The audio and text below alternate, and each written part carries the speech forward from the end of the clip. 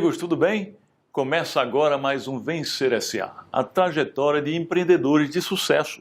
Aqui você já sabe, toda semana trazemos um grande empreendedor nacional para falar sobre carreira e negócio, sempre trazendo valiosas dicas e ensinamentos para quem também quer trilhar esse caminho. Eu costumo dizer que tudo se torna mais fácil se observarmos os passos de quem nos precedeu. Nosso tema de hoje é sonhar grande e eu vou conversar com o fundador e CEO da Grife Carmen Stephens, o Mário Espanhol. O Vencer S.A. é um oferecimento das faculdades e universidades Uninasal, Uninabuco, Unama e Univeritas e vai ao ar sempre às quartas-feiras às 20 horas, pelas minhas redes sociais, pelos canais do portal de notícias Leia Já e pela TV Caras da revista Caras.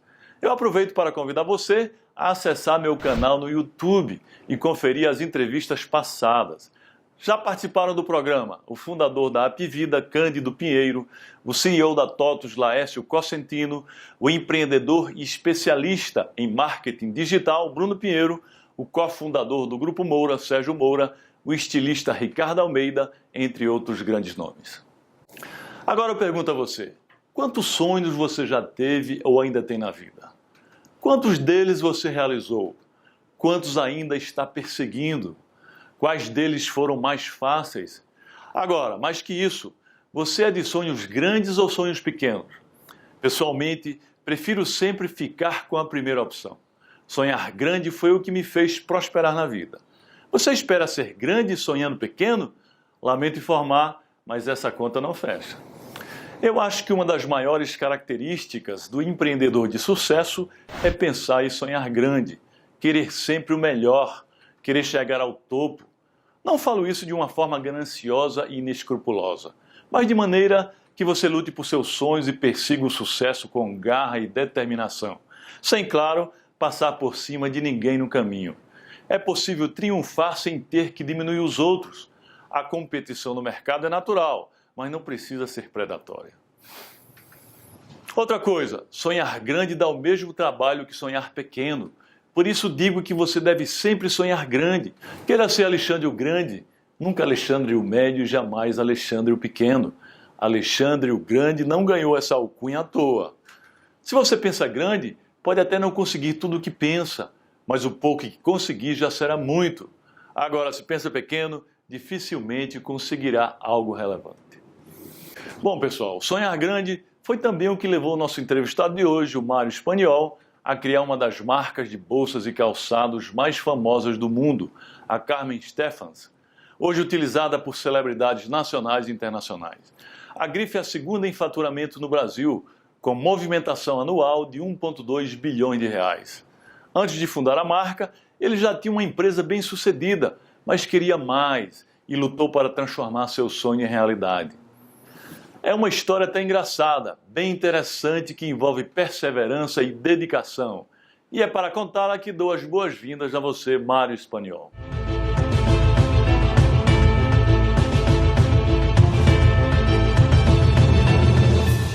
Amigo Mário, seja bem-vindo ao nosso programa Vencer S.A., trajetória de empreendedor de sucesso, para contar um pouco aí da sua trajetória de sucesso, né, no mundo do empreendedorismo.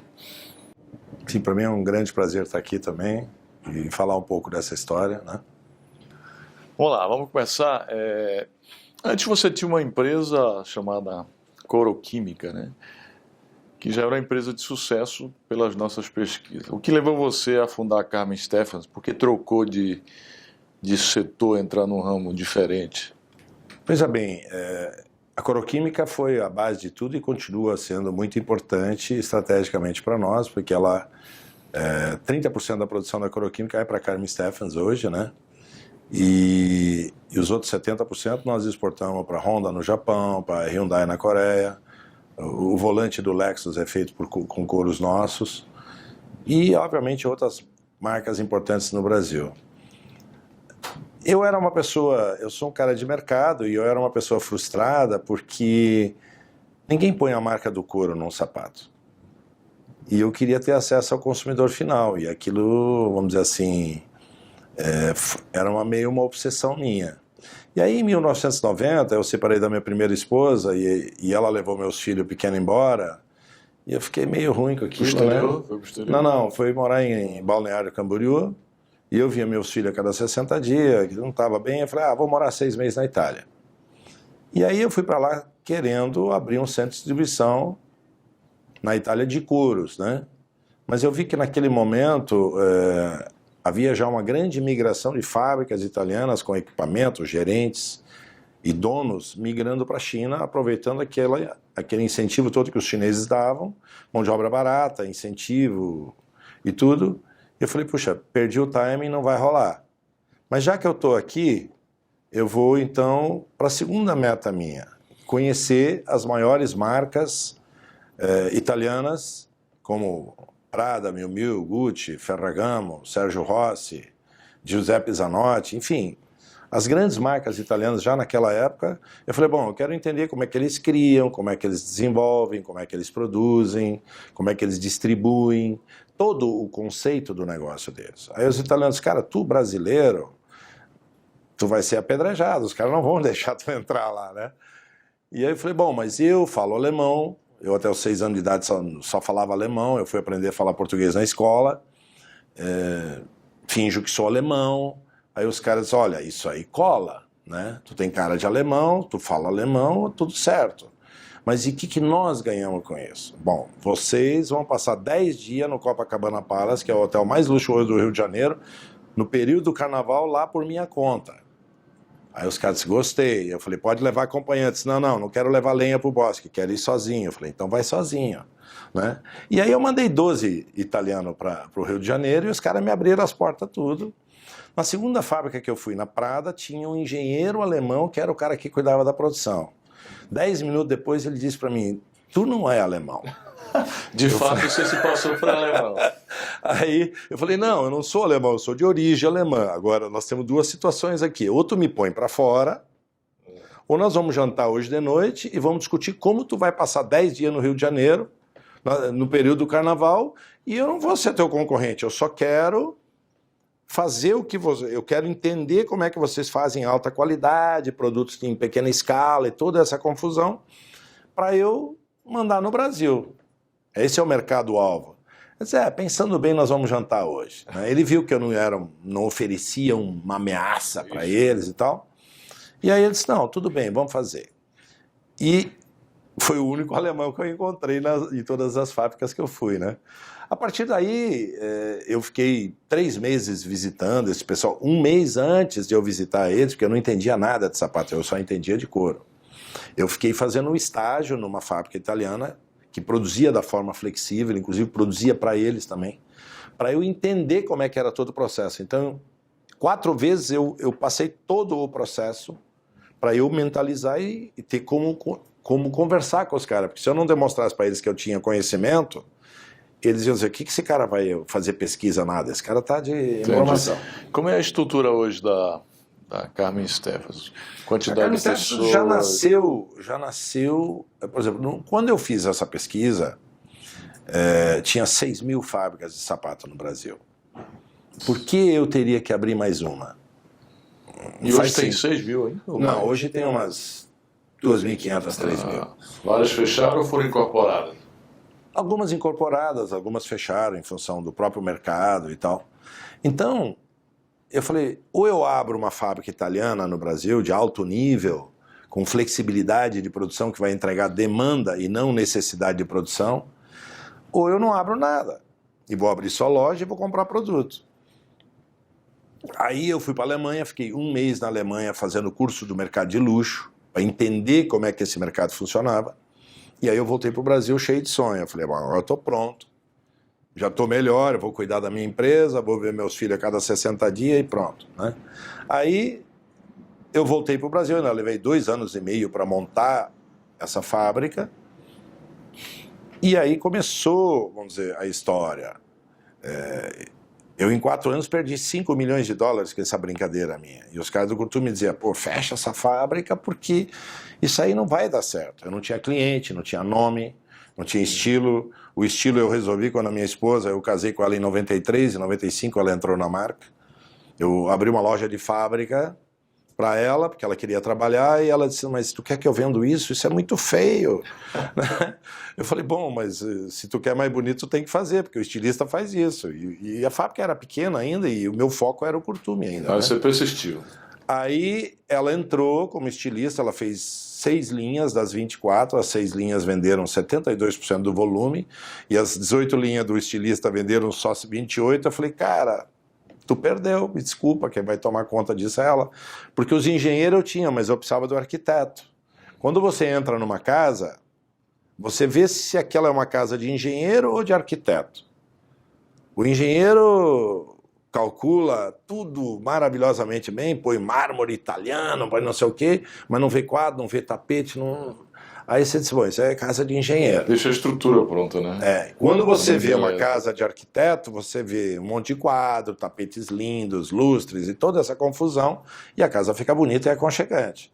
Então é isso que nós precisávamos. Nós tinha gente que tinha conhecimento técnico profundo, mas faltava o arquiteto do negócio. Eu falei, você é a pessoa que vai cuidar disso para mim, e aí nós vamos crescer. Né? E qual foi o seu maior desafio até hoje na Carmen Stephan? Foram tantos, né? Porque imagina você começar uma marca e 6 meses depois vem o plano real que praticamente mata o teu negócio principal. A Coroquímica vivia 85% de exportação. Os clientes que compravam da gente em Franca, ou, por exemplo, Hugo Boss comprava sapato em Franca e o couro era feito por nós, Gucci América, Coleran, Timberland, Clarks da Inglaterra, enfim, uma enormidade de marcas que compravam sapatos em Franca e nós fazíamos o couro. De uma hora para outra o real vale 12% a mais que o dólar.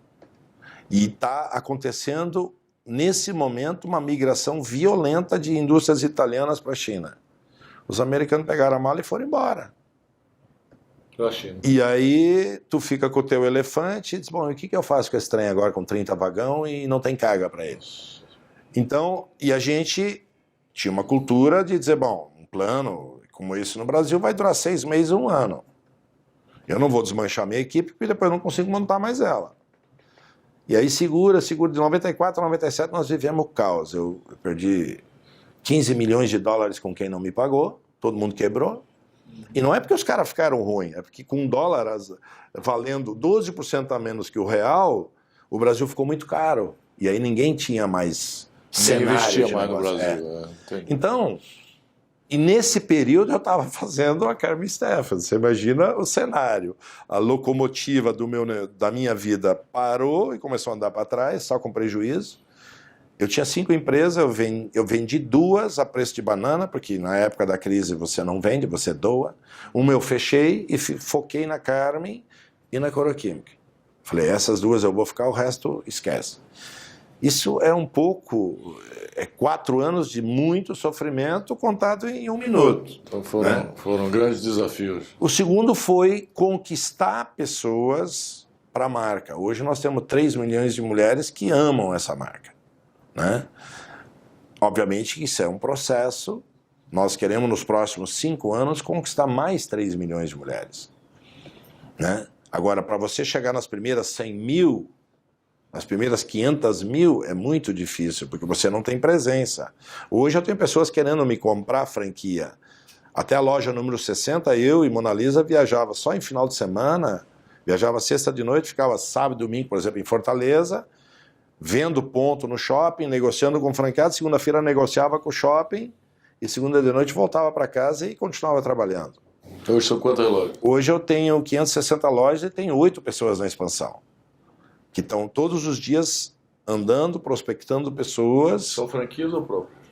Tem umas 35 que são próprias, as demais são todas franquias. Nós acreditamos muito no processo de franquia porque o dono presente faz a grande diferença no sucesso do negócio. Já está exportando muito? Sim, eu tenho 56 lojas no exterior, né? A gente está em Cannes, na França, a gente está em Miami, a gente está em Santiago, a gente está em Montevideo, Punta.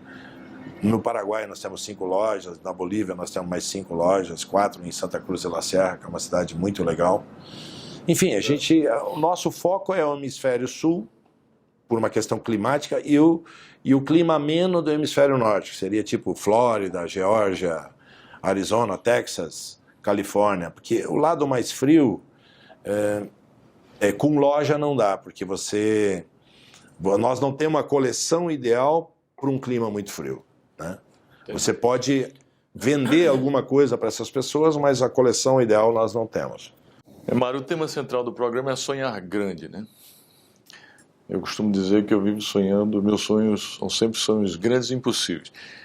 A construção, a criação da Carmen Stephens foi o seu grande sonho ou você tem outros?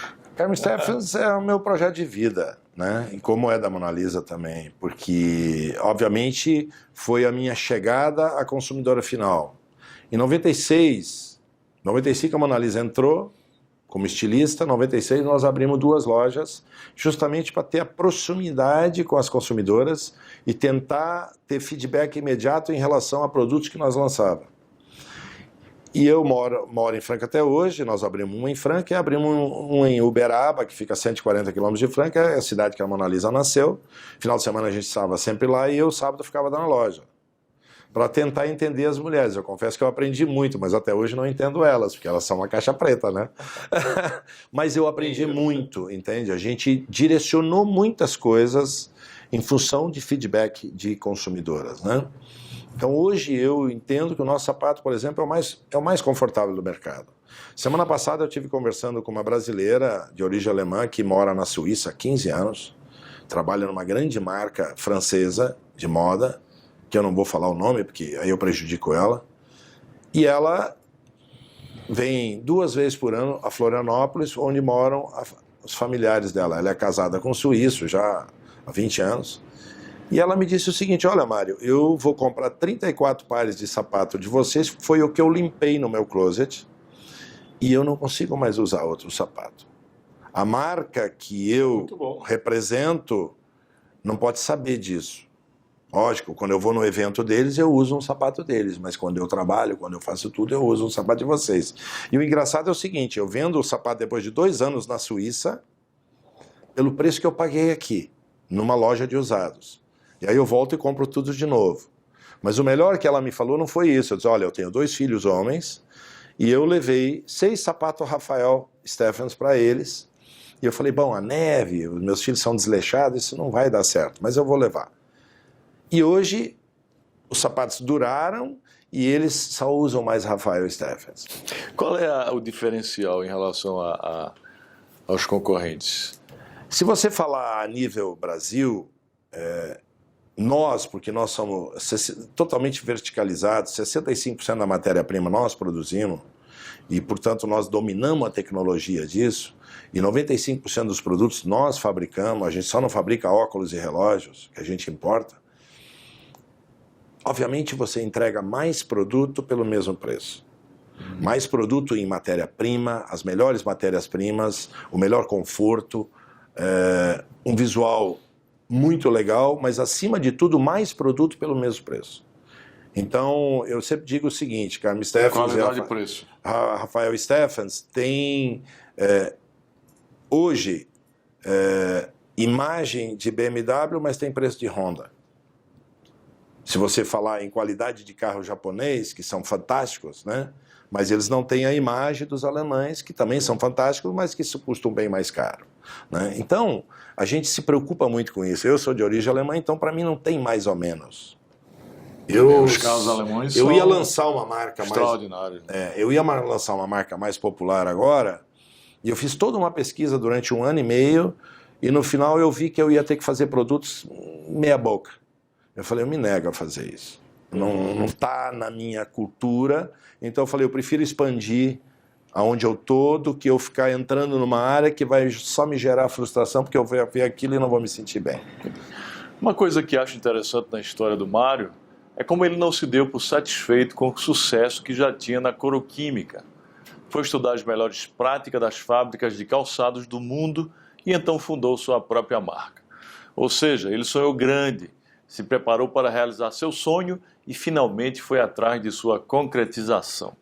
O importante é que ele não desistiu, foi persistente, obstinado, dedicou-se a seu projeto de vida. Hoje ele colhe os resultados de todo o esforço e, mais que isso, pode se orgulhar de ter realizado o seu grande sonho. Amigo Mário, você hoje se considera totalmente realizado ou falta alguma coisa ainda para... Não, tenho muitos sonhos ainda. Eu sempre digo que quem não sonha está meio morto, né? Então, eu tenho alguns sonhos. O primeiro é nós chegar em 40, 45 países com 1.500 lojas. Entre Carmen Stephens, CS Club e Rafael Stephens, que 560. Então, tem muito chão pela frente. Tem um chão pela né? frente, 2030, 35. Hoje, eu entendo que nós estamos entre as 250 marcas mais importantes do mundo. Em 2030 ou 35, eu quero estar entre as 50 mais do mundo. E talvez a única com menos de 100 anos. E talvez a única do Hemisfério Sul. Né? Esse é o primeiro sonho. O segundo sonho é perpetuar a empresa. A melhor empresa do mundo é uma familiar que dá certo. Mas a gente sabe que 92% delas não dão certo. E eu, como eu tenho 2 casamentos, 2 filhos aqui, 2 filhos ali, né, obviamente eu tenho um probleminha a mais para administrar. São todos irmãos, mas, enfim, existe uma relação que é boa, mas que precisa ser administrada. Então, qual é a nossa filosofia? Profissionalização, e entra da família só as pessoas que realmente se identificam com a empresa e na área de competência deles. Você falou em profissionalização. A empresa está na Bolsa de Valores? Não, não ainda não. Você tem essa ideia de listar? Existem 2 formas de abrir o capital. Existe a forma de vender para investidores que vão ser teu sócio durante 4 anos e depois realiza o lucro e vão embora. Esse não me interessa. Eu quero buscar no exterior, dentro de 1, 2 ou 3 anos, um investidor tipo Warren Buffett ou alguém que tenha a mesma filosofia. Ele não quer saber quanto está a ação, ele quer saber o retorno que ele tem todos os anos sobre o capital investido. E aí ele se torna um sócio perene. E eu, vamos dizer assim, já falei para alguns bancos que me procuraram de investimento, falei, cara, fundo oportunista eu não quero saber, eu quero fundo paciente, que vai ficar 30 anos comigo e que vai somar comigo... De longo prazo, geralmente os fundos ficam 5 anos, né? 4, 5 anos, porque eles, na realidade, eles têm que realizar o lucro porque eles precisam provar que aquele investimento que eles têm realmente vale aquilo. Então, mas tem fundos de capital paciente que são de famílias ricas e não de fundos de pensão. O fundo de pensão, a cada 4 anos, ele tem que vender posição para que eles saibam que aquilo vale tanto. Porque senão começa a ter manobras, né? Agora, quando você pega um fundo de gente, famílias ricas que não deve satisfação à população, e sim aquele clã da família, aí você consegue fazer. Então eu acho que eu ainda tenho 2, 3 anos pela frente para eu poder chegar nesse pessoal. Mas já está profissionalizado, já tem governança corporativa, conselho de administração. Sim. Nós temos hoje 99% das pessoas que estão dentro da empresa, em área de comando, são pessoas formadas dentro da empresa. Então, que conhecem a empresa profundamente. Né? Então, eu tenho 4 diretorias fortes, industrial, estilo e desenvolvimento, comercial e marketing e administrativo e financeiro. Cada um na sua área tem 50% do poder de decisão e precisa de um dos outros 3 votos. Isso é uma coisa que nós já estamos praticando, porque eu quero que depois de mim as diretorias mandem. Eu não quero um presidente financista que não entende nada do industrial, nada do comercial e nada do estilo mandando sozinho, tendo poder pleno. Ou um presidente que só entende de estilo. Não. Tem que ser um colegiado, cada um na sua área de competência e cada um tem o seu comitê. Porque o administrativo financeiro tem jurídico, tem RH, tem contabilidade, tem fiscal, tem auditoria, quer dizer, tem várias áreas. Então ele tem que ter um comitê de pessoas que trabalham com ele, mas na área de conhecimento profundo. Porque quando você começa a mandar em áreas que você não entende, 95% das decisões que eu tomo hoje é ouvindo essas pessoas. Agora, se você pega um presidente que ouve, mas não escuta, ele destrói a tua empresa em 2 anos. Ainda, né? Você é o atual presidente. Sim. Você não botou executivo para presidir. Não. Enquanto eu estiver lá, fundador comigo. E CEO. E existe algo na sua trajetória profissional que você analisa que poderia ter feito diferente, não? Sim, muitas. A gente erra, aprende e corrige o erro. Quer dizer, quem nunca errou é porque nunca fez nada, né? Mas, obviamente, por exemplo, se você analisar o período do Plano Real, se eu tivesse analisado que isso realmente daria certo, ou que eu deveria levar em conta que isso daria certo, eu não teria teimado 2, 3 anos contra ele, achando que o mundo ia ficar cor-de-rosa de novo. E isso teria me melhorado muito a minha posição, né? Então são erros que a gente comete, mas, enfim, o que eu posso te dizer? O melhor aprendizado que existe é você aprender com os seus erros. Os erros são nossos melhores professores. Exatamente. Eu sempre digo para o meu pessoal, se você não admite seu erro, é porque você não entendeu aonde você errou e você vai continuar errando. Então, a maior virtude do erro é te ensinar como não deve ser feito. É verdade. Né? Você já está na Itália, né? Não, ainda não. A Itália eu estou deixando para o segundo tempo, né? Porque para competir com os melhores você tem que estar mais... lá, né? Mais possante. Eu acredito que isso vai acontecer a partir de 2020, quando nós vamos invadir a Ásia e também na Europa. Agora o foco é Espanha e Portugal, né? Mas a hora da Itália vai chegar. Isso vai ser claro. Vai ser um gostinho especial para nós, né? Muito bem, pessoal. Eu me considero nesse ponto de sonhar bem parecido com o Mário. Tudo que realizei na vida veio de meus sonhos. E você pensa que eles acabaram? Negativo. Até hoje continuo sonhando novos sonhos e lutando para concretizá-los. Eu garanto a você, se você tem um sonho, não desista dele. Se tiver de desistir, desista de ser fraco. Corra atrás e quando alcançá-lo, busque novos sonhos. Sonhos grandes, sonhos maiores e mais desafiadores. Isso vai lhe fazer crescer em vários sentidos. E falando em sonho, eu aproveito para falar com você que também tem um sonho, que tem uma ideia ou uma startup e quer vê-la prosperar. Por meio do meu projeto Acelerador de Pessoas e Startups, você pode ver finalmente seu empreendimento crescendo. Cadastre seu projeto no meu site, que as melhores submissões serão incentivadas com mentoria e aporte financeiro. E aí, vamos realizar seu sonho? Amigo Mário, o que você espera para o nosso país? Você acredita no nosso país e em seus governantes? Nós estamos vivendo um momento muito triste, né? Porque se você analisar nos últimos 14 anos o que aconteceu com esse país, é lamentável, né? Infelizmente, o desgoverno foi muito grande, se vendeu o sonho e acabou entregando o pesadelo. Agora, eu vejo o seguinte, os últimos 3 anos, eu tenho empresa há 40 anos. Eu nunca vi uma crise. Eu já passei por tudo que você pode imaginar. 88% de inflação ao mês. Tudo que você pode imaginar eu já passei. E eu até acho que o executivo brasileiro, em função disso, tudo que já aconteceu nesse país, talvez seja um dos melhores preparados no mundo para administrar a crise. Você vê um alemão fazendo um plano para 5, 10 anos e ele não quer mudar uma vírgula. Nós tivemos períodos que nós tínhamos um plano por mês.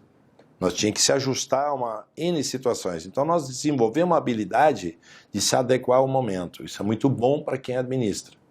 Mas é muito ruim porque você se desgasta, você trabalha 3 vezes mais e o teu resultado muitas vezes nem aparece. Eu vejo o seguinte, eu acho que a esquerda filosofa e ela quer distribuir uma renda que não existe.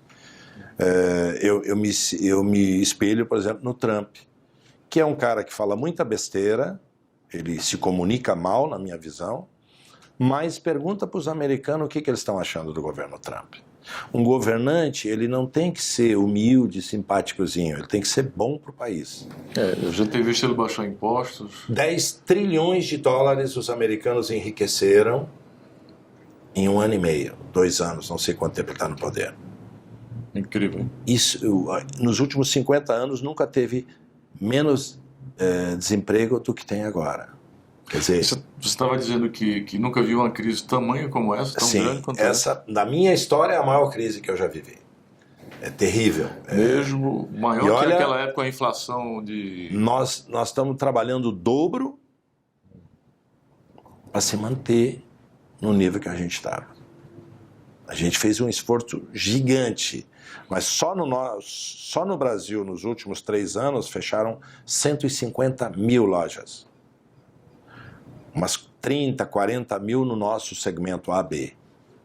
30, 40 mil. Então você imagina o estrago que isso fez, que vai levar, não importa quem entrar, vai levar 5 anos para recuperar esse estrago. Quando você tem um acidente, você vai para a UTI, depois você vai para a sala ao lado, depois você vai para a fisioterapia, leva tempo, não tem saída.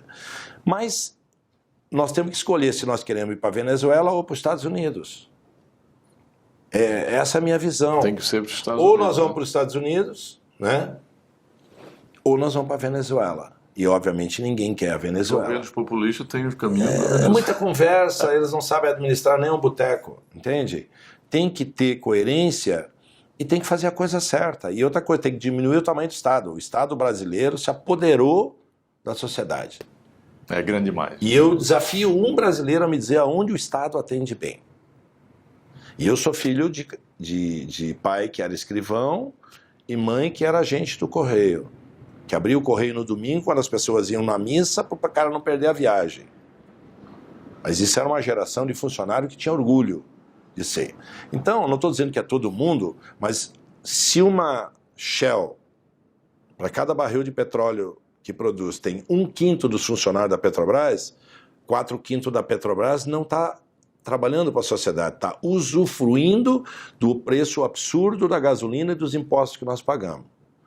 Trabalhar, para mim, é produzir algo de bom para a sociedade. O resto é cabide. Então, o Estado brasileiro ele está extremamente inchado e isso tem que ser repensado porque a sociedade não aguenta mais pagar 42% do que produz para um governo que não nos atende em nada. O cartório funciona bem porque você paga. Qualquer outra entidade do governo, você é mal atendido e, aliás, eles só falta te dizer o que você está fazendo aqui. Verdade. O que é lamentável. Então, a sociedade, ela tem direitos que precisam ser atendidos, mas não no palanque, de fato. Né? Eu me espelho, por exemplo, na Alemanha, todos os hospitais são privados e o governo paga o convênio com o que ele arrecada sobre o teu salário. Todas as escolas na Alemanha são privadas. O governo paga a bolsa e você vai estudar na escola que você quiser. No Brasil, 52% dos alunos de universidade trocam de curso durante o curso. Na Alemanha, se você fizer isso, o Estado alemão vai dizer, tá bom, você pode trocar, mas o que você gastou nesses 2 anos de curso, ou 3 anos de curso, você vai devolver para a sociedade, porque aqui se termina tudo o que começa. E se fosse meu pai, ele ia dizer exatamente isso. Você vai terminar esse curso e depois você vai fazer outro. Eu tenho um filho que fez administração e ele está fazendo direito, vai formar esse ano. Quando chegou no 2º, 3º ano, disse, pai, não é para mim, está, não, tudo bem, não é para ti, mas tu vai terminar. Terminar o que começou. E depois tu vai fazer direito. Ele começou a fazer direito enquanto estava fazendo administração. Mas eu falei, eu só te pago o direito se você terminar teu curso de administração, que vai ser bom para ti, inclusive. E aí ele terminou. Então, você vê que tem solução para tudo. No Japão, uma coisa muito importante é o seguinte, seguro-desemprego no Japão. Tu ganha 10 mil reais por mês e perdeu o emprego. O governo japonês diz, quanto você precisa para manter teu padrão de vida, que é interessante para o país, porque você vai continuar consumindo. Não, eu preciso de 8 mil por mês. Os outros 2 mil eu estava aguardando. Tá bom, nós vamos te pagar os 8 mil por mês. Se nós te chamar, você tem que ajudar em alguma coisa. Daqui a 1 ano e meio esse cara arruma outro emprego, vamos supor. 10% do salário dele, até ele pagar o que ele recebeu, é descontado. Ou seja, é empréstimo-desemprego. Não paga juro, mas é empréstimo.